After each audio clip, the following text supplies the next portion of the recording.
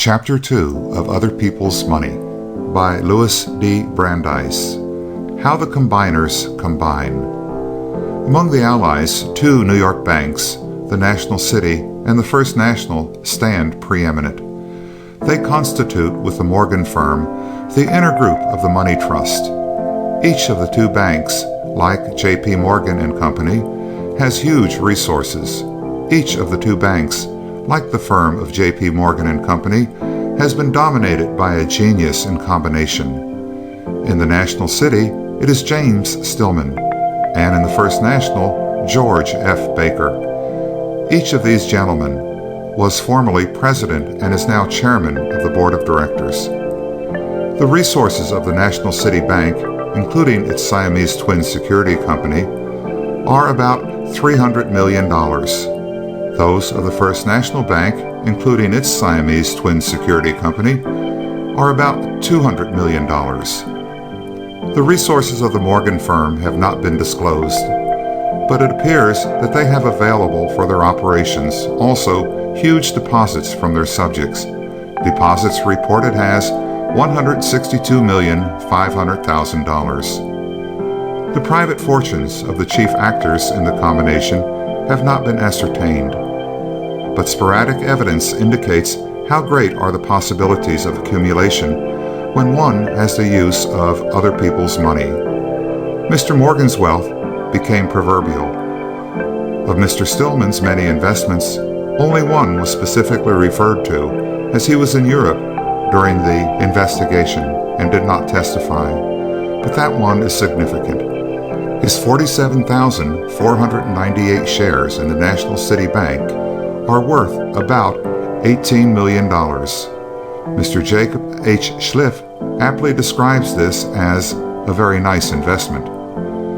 Of Mr. Baker's investments, we know more, as he testified on many subjects. His 20,000 shares in the First National Bank are worth at least $20 million.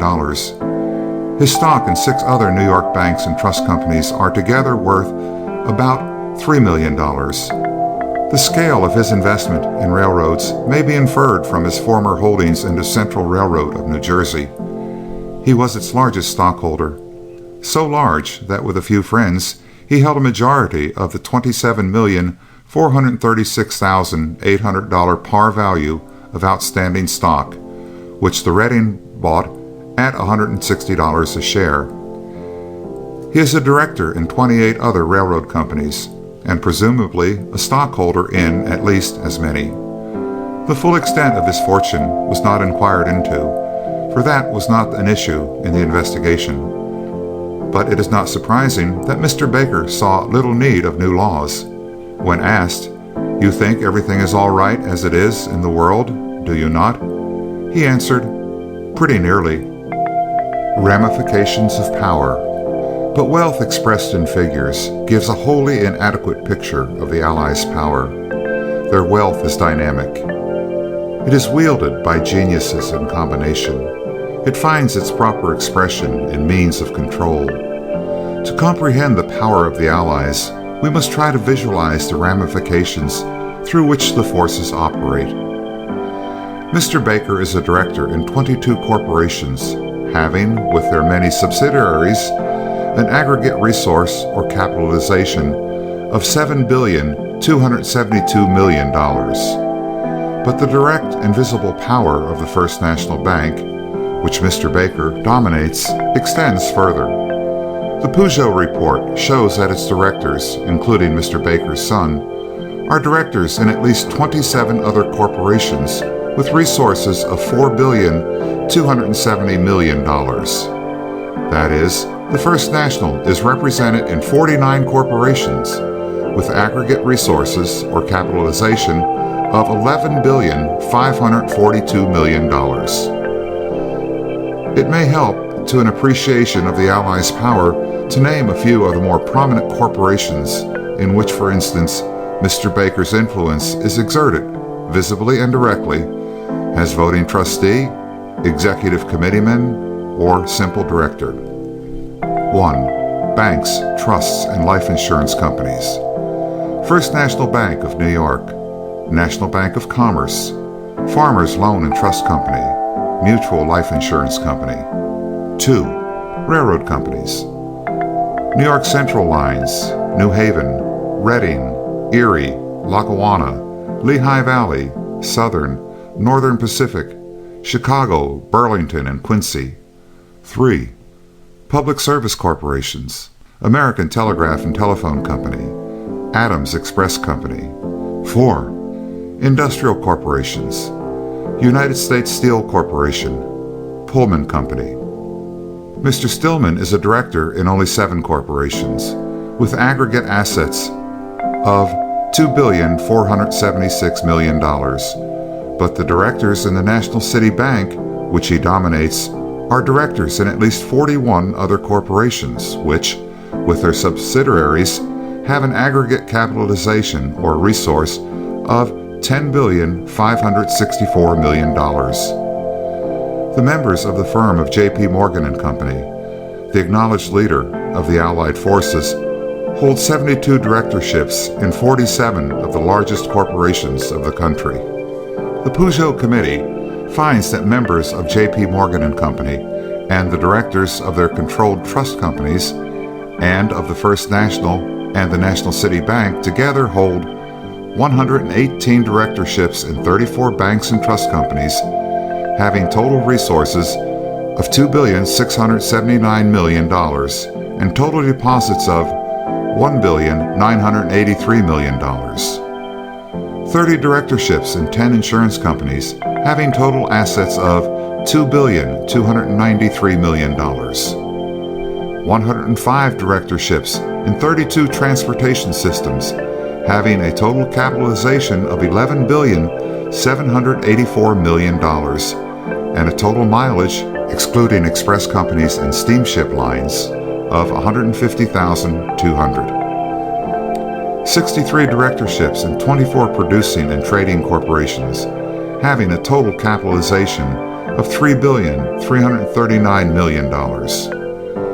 25 directorships in 12 public utility corporations, having a total capitalization of $2,150,000,000. In all, 341 directorships in 112 corporations, having aggregate resources or capitalization of $22,245,000,000. $22 billion. $22 billion is a large sum, so large that we have difficulty in grasping its significance. The mind realizes size only through comparisons. With what can we compare 22 billions of dollars? 22 billions of dollars is more than 3 times the assessed value of all the property, real and personal, in all New England. It is nearly 3 times the assessed value of all the real estate in the city of New York. It is more than twice the assessed value of all the property in the 13 southern states. It is more than the assessed value of all the property in the 22 states, north and south, lying west of the Mississippi River. But the huge sum of $22 billion is not large enough to include all the corporations to which the influence of the 3 allies directly and visibly extends. For, first, there are 56 other corporations, not included in the Peugeot schedule, each with capital or resources of over $5 million and aggregating nearly $1,350,000,000, in which the Morgan allies are represented according to the directories of directors. Second, the Peugeot schedule does not include any corporation with resources of less than $5 million. But these financial giants have shown their humility by becoming directors in many such. For instance, members of J.P. Morgan and Company and directors in the National City Bank and the First National Bank are also directors in 158 such corporations. Available publications disclose the capitalization of only 38 of these, but those 38 aggregate $78,669,375. Third, the Peugeot schedule includes only the corporations in which the Morgan Associates actually appear by name as directors. it does not include those in which they are represented by dummies or otherwise. For instance, the Morgan influence certainly extends to the Kansas City Terminal Railway Company, for which they have marketed since 1910, in connection with others, 4 issues aggregating $41,761,000. But no member of J.P. Morgan and Company, of the National City Bank, or of the First National Bank appears on the Kansas City Terminal Directorate. Fourth, the Peugeot schedule does not include all the subsidiaries of the corporations scheduled. For instance, the capitalization of the New Haven system is given as $385 million. That sum represents the bond and stock capital of the New Haven Railroad.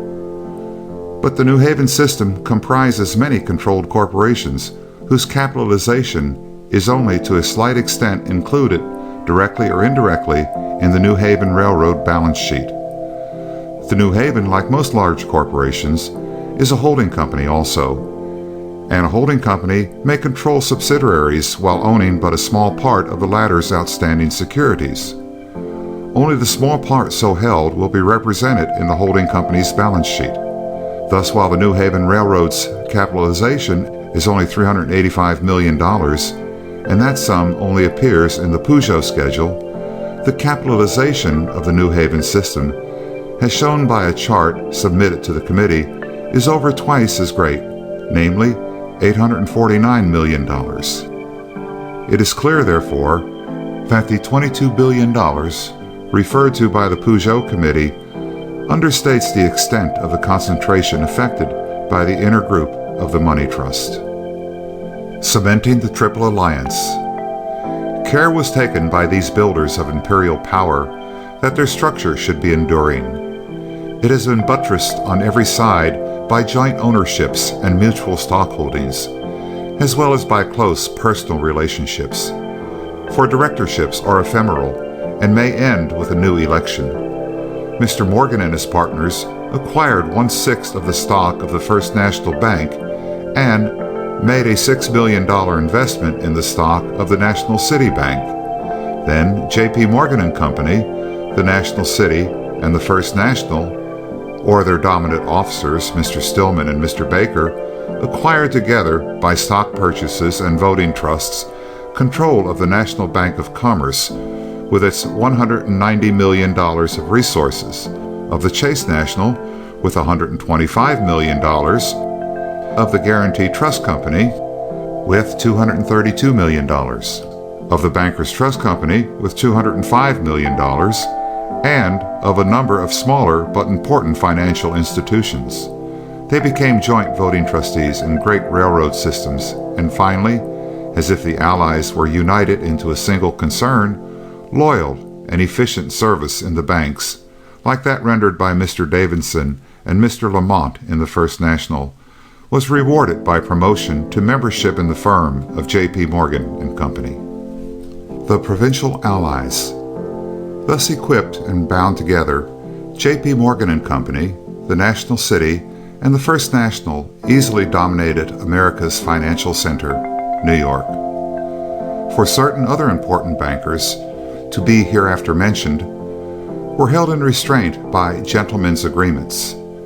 The three allies dominated Philadelphia, too, for the firm of Drexel and Company is J.P. Morgan and Company under another name. But there are two other important money centers in America, Boston and Chicago. In Boston, there are two large international banking houses, Lee, Higginson and Company, and Kidder Peabody and Company, both long established and rich, and each possessing an extensive, wealthy clientele of eager investors in bonds and stocks. Since 1907, each of these firms has purchased or underwritten, principally in conjunction with other bankers, about 100 different security issues of the greater interstate corporations, the issues of each banker amounting, in the aggregate, to over $1 billion. Concentration of banking capital has proceeded even further in Boston than in New York. By successive consolidations, the number of national banks has been reduced from 58 in 1898 to 19 in 1913. There are in Boston now also 23 trust companies.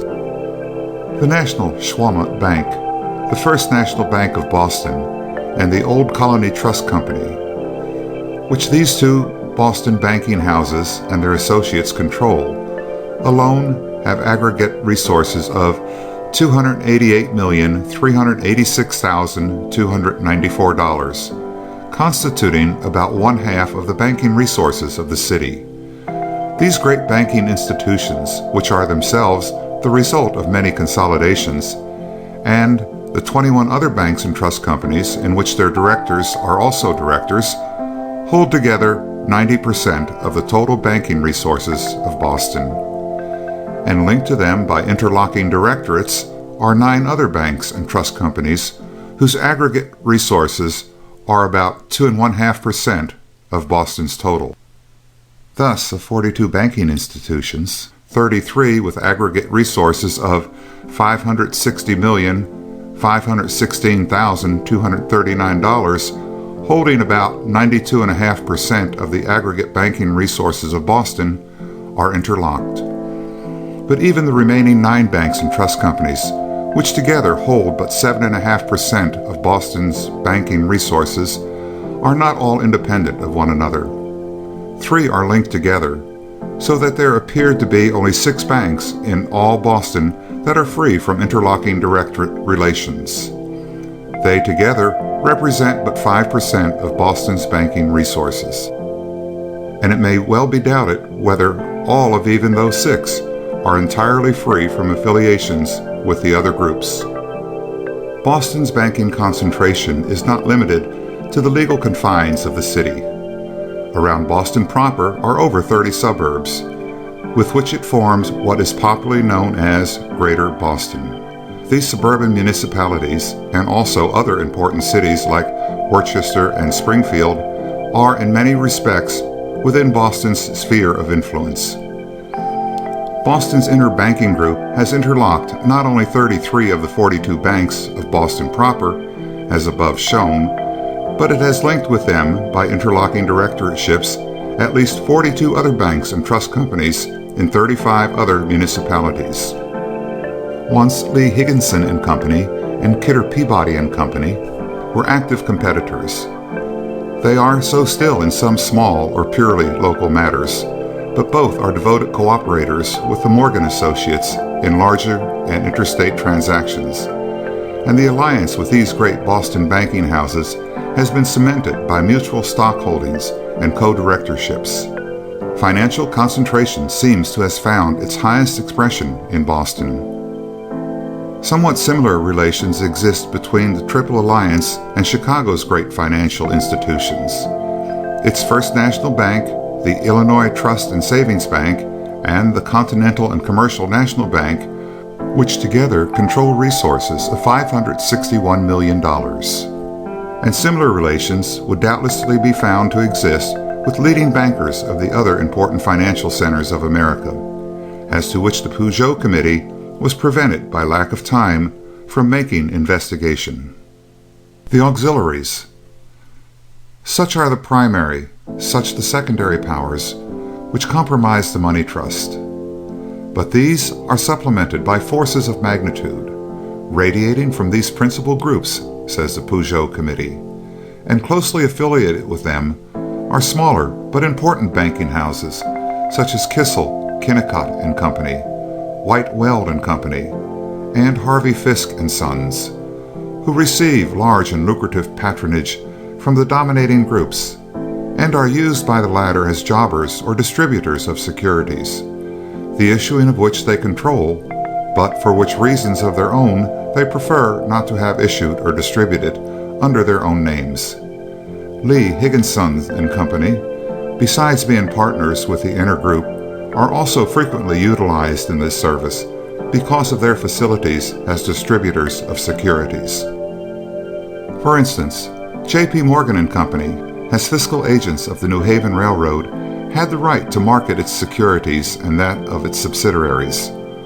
Among the numerous New Haven subsidiaries is the New York, Westchester, and Boston, the road which cost $1,500,000 a mile to build, and which earned a deficit last year of nearly $1,500,000. Besides failing to earn any return upon the New Haven's own stock and bond investment of $8,241,951. When the New Haven concluded to market $17,200,000 of these bonds, J.P. Morgan and Company, for reasons of their own, preferred not to have these bonds issued or distributed under their own name.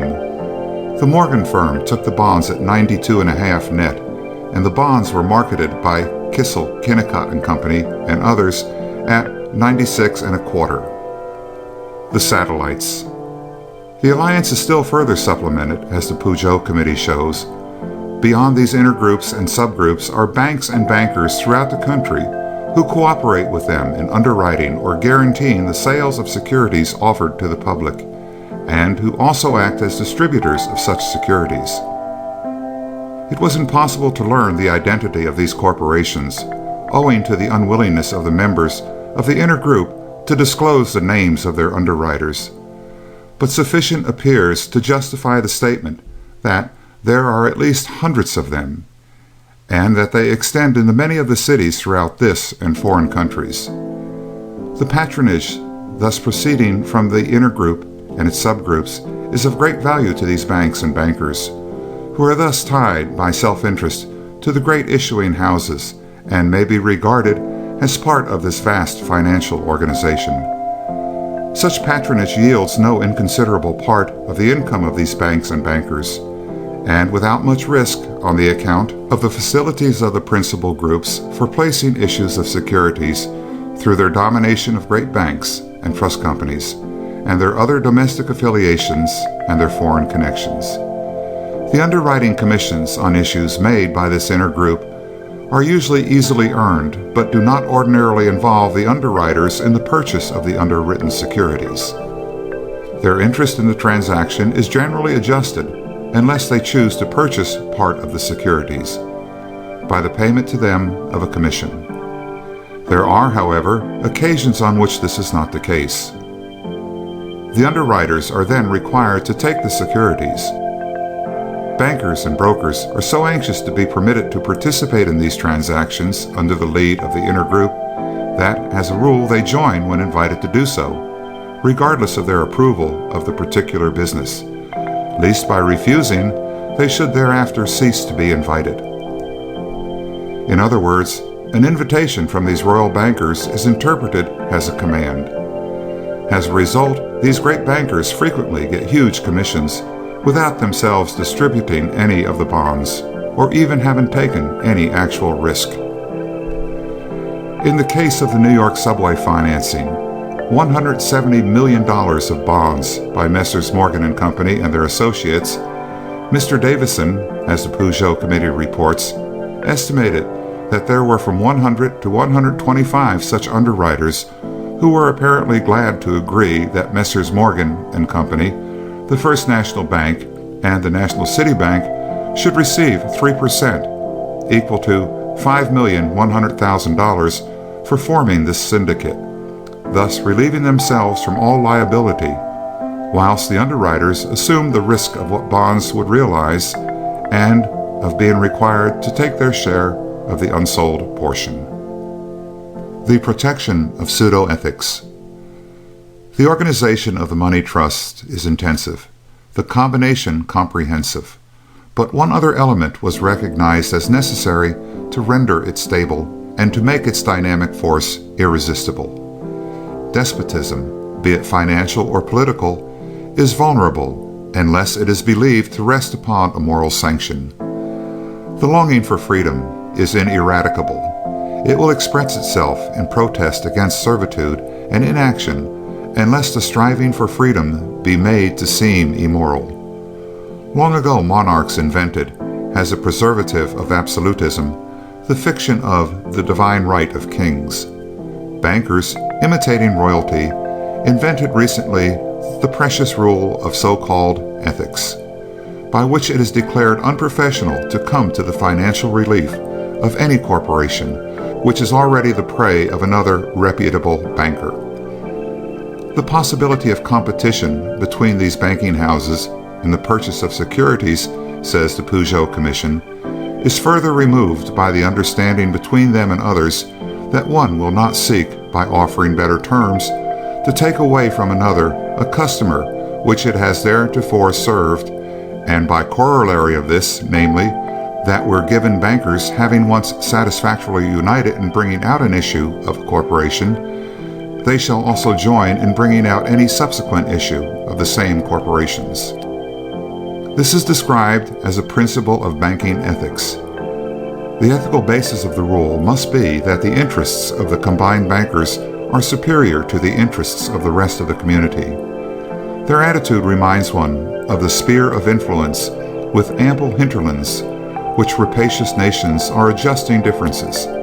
Important banking concerns, too ambitious to be willing to take a subordinate position in the alliance, and too powerful to be suppressed, are accorded a financial sphere of influence upon the understanding that the rule of banking ethics will be faithfully observed.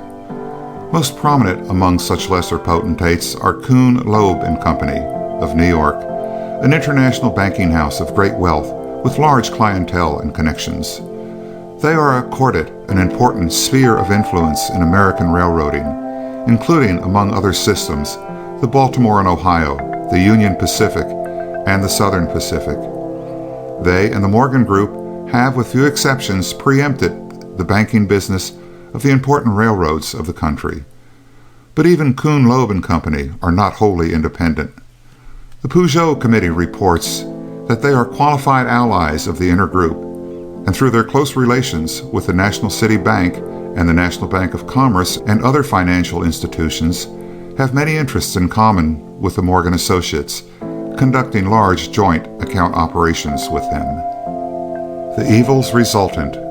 First, these banker barons levy, through their excessive exactions, a heavy toll upon the whole community, upon owners of money for leave to invest it, upon railroads, public service and industrial companies for leave to use this money of other people, and, through these corporations, upon consumers. The charge of capital, says the Peugeot Committee, which of course enters universally into the price of commodities and of service, is thus in effect determined by agreement among those supplying it, and not under the check of competition. If there be any virtue in the principle of competition, certainly any plan or arrangement which prevents its operation in the performance of so fundamental a commercial function as the supplying of capital is peculiarly injurious. Second, more serious, however, is the effect of the money trust in directly suppressing competition. That suppression enables the monopolists to extort excessive profits, but monopoly increases the burden of the consumer even more in other ways. Monopoly arrests development, and through arresting development, prevents the lessening of the cost of production and of distribution, which would otherwise take place. Can full competition exist among the anthracite coal railroads when the Morgan Associates are potent in all of them? And with like conditions prevailing, what competition is to be expected between the Northern Pacific and the Great Northern, the Southern, the Louisville and Nashville, and the Atlantic coastline, or between the Westinghouse Manufacturing Company and the General Electric Company? As the Peugeot Committee finds, such affiliations tend as a cover and conduit for secret arrangements and understandings in restriction of competition through the agency of the banking house thus situated. And under existing conditions of combination, relief through other banking houses is precluded. It can hardly be expected that the banks, trust companies, and other institutions that are thus seeking participation from this inner group would be likely to engage in business of a character that would be displeasing to the latter or would interfere with their plans or prestige. And so the protection that can be afforded by the members of the inner group constitutes the safest refuge of our great industrial combinations against future competition. The powerful grip of these gentlemen is upon the throttle that controls the wheels of credit, and upon their signal those wheels will turn or stop. Third, but far more serious even than the suppression of competition, is the suppression of industrial liberty, indeed of manhood itself, which this overweening financial power entails. The intimidation which it affects extends far beyond the banks, trust companies, and other institutions seeking participation from this inner group in their lucrative underwritings, and far beyond those interested in the great corporations directly dependent upon the inner group. Its blighting and benumbing effect extends as well to the small and seemingly independent businessman, to the vast army of professional men and others directly dependent upon big business, and to many another, for 1. Nearly every enterprising businessman needs bank credit. The granting of credit involves the exercise of judgment of the bank officials, and however honestly the bank officials may wish to exercise their discretion, experience shows that their judgment is warped by the existence of the all-pervading power of the money trust. He who openly opposes the great interests will often be found to lack that quality of safe and saneness which is the basis of financial credit. 2. Nearly every enterprising businessman and a large part of our professional men have something to sell to or must buy something from the great corporations to which the control or influence of the money lords extends directly or from or to affiliated interests.